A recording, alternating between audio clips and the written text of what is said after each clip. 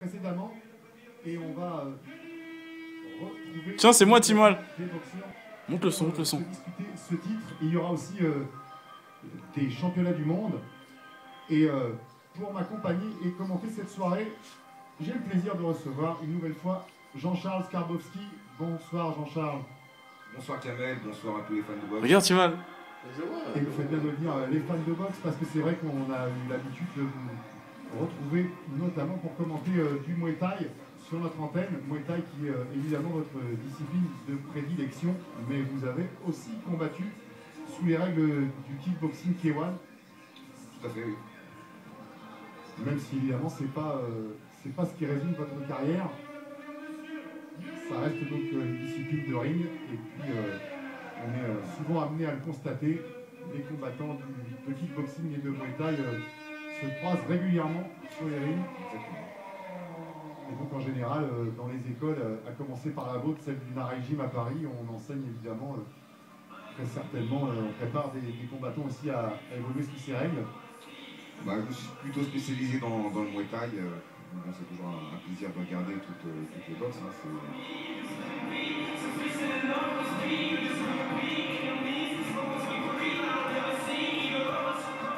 Alors en ce moment, la saison est prolifique. Il y a vraiment un regain d'organisation à travers la France.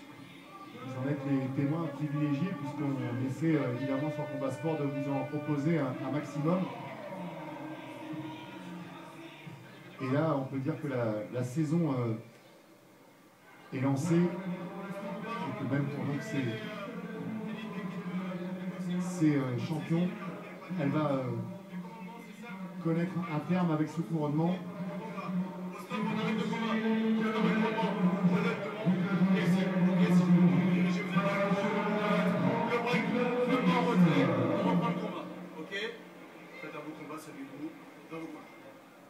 Alors, un petit rappel des règles, même si la plupart d'entre vous sont habitués. Donc, kickboxing K1, coup de pied, coup de poing et coup de genou direct. Et comme on est dans la catégorie des moins de 63,5 kg, ça devrait fuser.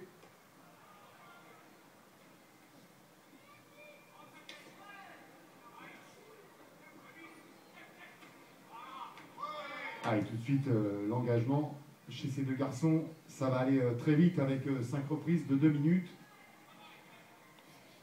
Et pour l'instant, on a quand même des qualités similaires dans la tonicité, la dynamique et les enchaînements. Un combat qui commence très fort, Kamel. Hein. Ah oui, c'est... Il n'y a pas de ronde d'observation. Là, on veut tout de suite montrer à l'adversaire qu'on est présent. Là, il s'agit quand même d'une finale de championnat de France. Donc, les deux boxeurs ont tout à gagner et tout à perdre en même temps. Donc, là, ils veulent prendre l'ascendant psychologique l'un sur l'autre. Hein. Vous voyez, il n'y en a pas un qui recule ou qui lâche du terrain. C'est vraiment tout beaucoup. Il y a quand même Yannick Rennes qui recule un petit peu, mais qui arrive quand même à boxer en reculant. Il va falloir se méfier quand même des attaques en poing de Bertrand Lambert, qui pour l'instant a touché, même si c'était pas trop appuyé, avec des crochets des deux mains. Mais il y a toujours une bonne réplique en face, avec les jambes dans ce cas-là. C'est pas fort, hein, c'est pas fort. Hein. Effectivement, pour des reprises de 2 minutes, il y a quand même plus le temps de se lâcher en 2 minutes. Hein, c'est pas comme en Muay Thai où ce sont des reprises de 3 minutes. Et effectivement, là, on est obligé de gérer, par exemple, la première minute. Alors là, en 2 minutes, on peut vraiment se lâcher complètement. Oui, et puis ce qu'il y a de bien dans cette finale de championnat de France, c'est que ça se déroule en 5 reprises. Ce qui veut dire qu'on a été aussi habitué à ça avec les formules tournois propres au kickboxing K1 à des 3 rounds. C'est vrai qu'avec 3 rounds, on est parfois confronté à un dilemme passé à mi-combat qui vient très vite. Et ce dilemme, c'est évidemment d'avoir accumulé trop de retard. Là, en 5 reprises, ça pourrait encore un crochet gauche là, de la part de Lambert. Ça peut encore se rattraper. Et pour l'instant, il n'y a pas grand-chose à rattraper parce que cette première reprise a été quand même bien équilibrée. On va couper la route, ne me suis pas. Je pars tous les jours comme une heure, d'accord? En prenant avec les gens. Tu mets la pression, on est toujours du travail de prix. Ah, on reconnaît Bernard, donc, Bernard de Frotin, grand coach, grand entraîneur. Parce que t'es resté en bas de lui. Ça va, décale le petit sourd. Racontez-moi, tu décales du soir. Dès que tu décales, il n'arrive pas à suivre. Et en boxe, ça va passer. Je crois pas, ça va passer. D'accord? Cette finale de championnat de France qui se déroule donc en région parisienne, à Goussainville, mais aux prises deux combattants de la région, justement, avec Yannick Rennes, qui vient de l'USV de Juif, et Bertrand Lambert, qui lui représente le Phoenix à Paris. Ouais, joli low kick là. Ah, bloqué celui-là. Le deuxième, ouais. Ah, il tourne plus qu'il ne recule là cette fois-ci dans cette reprise. Yannick Rennes, et ça lui réussit pas mal.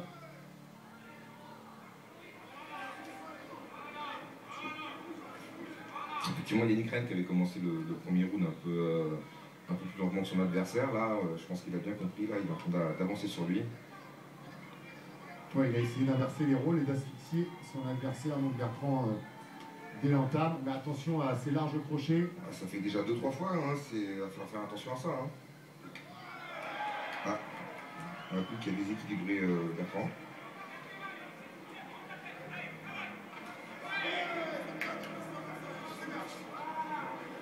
Ouais. Alors un travail avec beaucoup de déplacements, hein, donc un travail intelligent de la part des deux.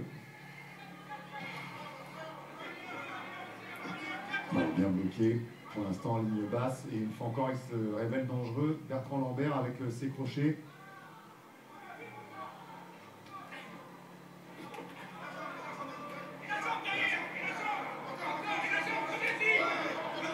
Allez, un échange de low kick. Et cette fois-ci, l'attaque en point a été bien bloquée par Yannick Rennes, qui reste quand même plus à l'aise en ce qui le concerne dans le compartiment des attaques en kick.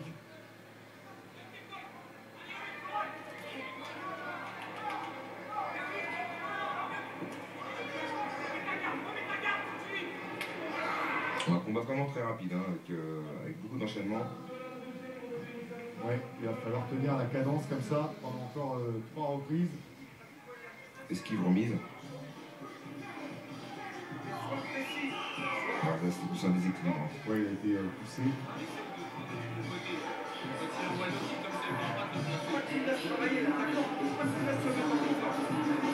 Des conseils de Bernard, très importants. Effectivement, avoir quelqu'un comme Bernard dans son coin, c'est une grande aide. Ah, puis ce qui est important aussi dans une carrière, c'est ce titre de champion de France à la clé. Promesse en général d'une belle carrière.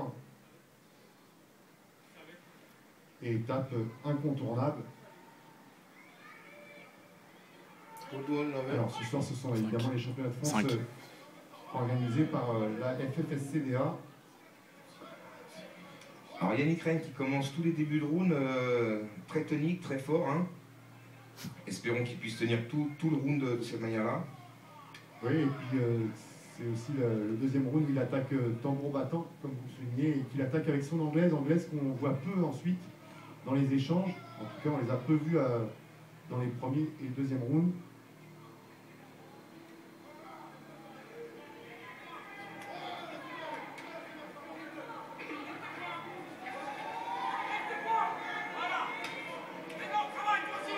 Elle est plus hermétique, Yannick Rennes, qui a peut-être tiré les leçons de tous ces crochets qui sont passés dans les 2 premières reprises. Un coup sous la ceinture.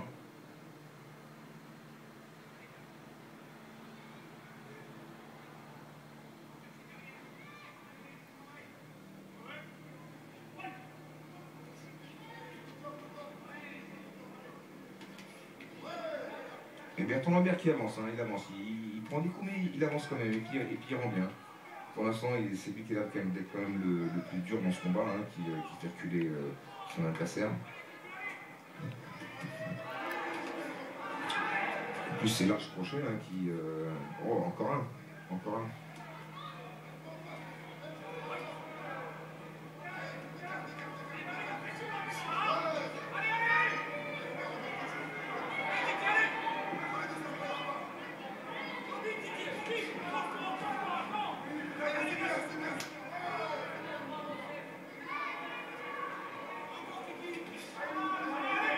pour l'instant, on ne baisse pas de rythme.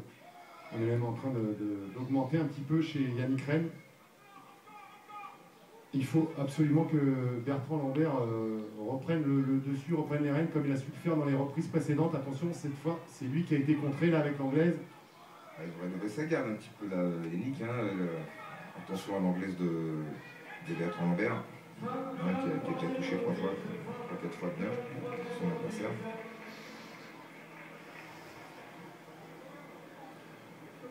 Bon, un troisième round quand même, qu'est-ce que vous en pensez, Kamel? Je pense que Yannick Rennes est bien monté là. Il est bien revenu dans cette reprise. Là, il est beaucoup plus offensif. Conseil de Bernard.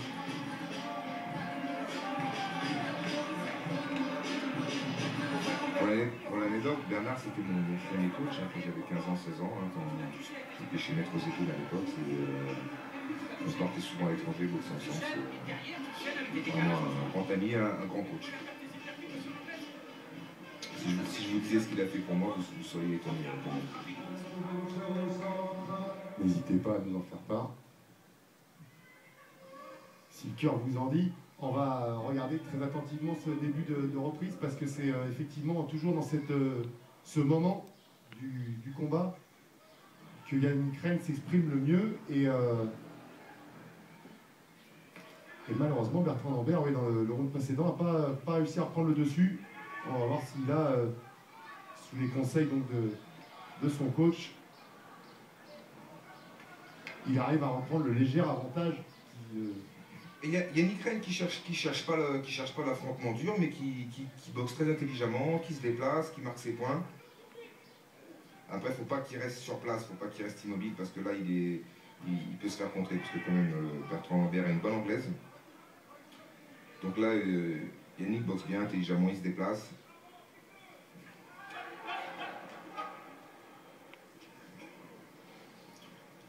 Enfin, on a l'impression quand même un petit peu que Bertrand Lambert cherche le chaos. Puis vous savez bien qu'Amel, quand on cherche le chaos, ça n'arrive pas.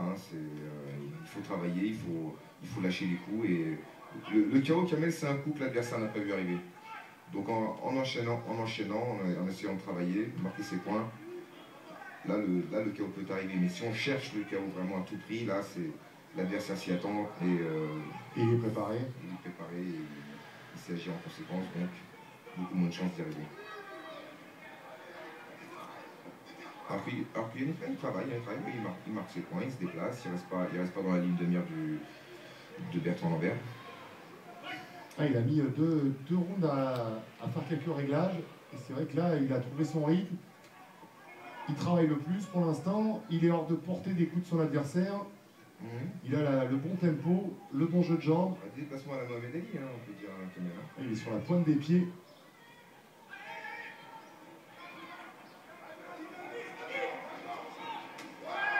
Attention à ne pas oublier les jambes, on est évidemment en kickboxing. Et que ce soit du Muay Thai, du K1 ou du kickboxing, évidemment les jambes ont un rôle prépondérant et ont une valeur prépondérante aussi. Effectivement, oui, quelle que soit la technique employée, à savoir déjà que tous ces boxeurs, que ce soit Muay Thai ou dès qu'un sport comme ça sur un ring où les coups sont portés réellement, ces boxeurs-là méritent un grand respect de ce que vous savez qu'ils jouent leur santé. Ce qui est votre vie, vous montez sur le ring, jamais c'est risqué. Ah oui, les sports de combat sont certainement les sports où la défaite a une signification toute particulière. On peut refaire un match de foot, on peut refaire une course, mais perdre un combat de boxe, ça n'a évidemment pas les mêmes conséquences. Et puis ça laisse des traces, même dans la victoire, Kamel, même dans la victoire. Moi, je vais vous demander, s'il vous plaît, tous les applaudissements qui sont encouragés pour cette 5e. Dernier round, on va voir qui va vraiment prendre l'avantage sur l'autre. Pour l'instant, c'est un combat assez serré. Ouais, il se pourrait qu'il soit même très équilibré jusque-là, puisque peut-être, mais je dis bien peut-être, c'est soumis à subjectivité. Peut-être que les deux premières reprises ont été très légèrement à l'avantage de Bertrand Lambert, il faudrait encore en être sûr. Et les deux suivantes pour Yannick Rennes, ça veut dire que tout est à jouer dans cette 5e reprise. Attention encore à ce coup bas. pas normal. Pas volontaire, bien sûr. Évidemment, Faut un faire volontaire, mais attention, qui, ça n'arrive pas souvent. voilà, qui peut traduire aussi quand même une certaine panique, un manque de précision, qui peut être révélateur si c'était répété de quelque chose, sans que ce soit évidemment forcément quelque chose de mal intentionné. Évidemment, il est plus volontaire dans cette reprise, Bertrand Lambert, qui doit bien savoir. Il a touché. Normalement, l'arbitre devrait le compter. Sur un coup de poing, l'adversaire est tombé, ses gants ont touché le sol. Selon les règles, il aurait dû être compté. Comment ça vous calme? Je suis d'accord avec vous, vous imaginez bien que ça. Cela dit, C'est pas effectivement, vous contredire, Jean-Charles. on voit bien qu'il n'est pas KO, hein, mais il a perdu l'équilibre sur un coup de poing, donc l'arbitre aurait pu le compter. Bon, vous savez, une finale de championnat de France, hein, ce serait lui donner la défaite tout de suite. Hein. Donc là, il laisse encore une chance. Ouais, encore que, il a eu un coup bas, et là, il a peut-être pu avoir de chance. Ouais, il va prendre ce point de pénalité. Et toi? Mon adversaire. Heureusement qu'il n'a pas eu de knockdown compté, parce que sinon, là, c'était enterré pour lui. Mais ça va être quand même très compliqué. Et là, il vient de lui en mettre un autre dans la coquille, alors, si je comprends bien. Oui, c'est ça. Il y a eu encore un coup bas, celui de trop.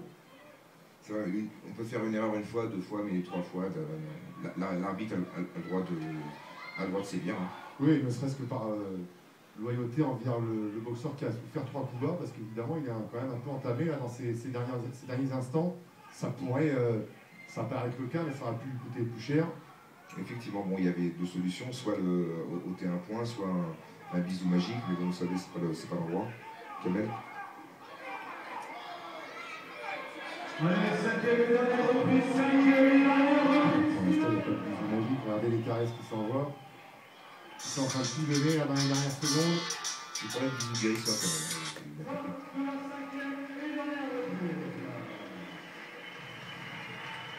Eh ben, ça aurait été en tout cas une finale vraiment Voilà, intense. vous voyez, sur ce coup, vous savez quand même, l'arbitre, bon, il est en déséquilibre.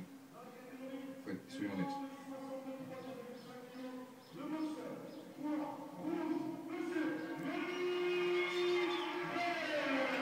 Beau combat, la victoire, bon, en plus avec ce...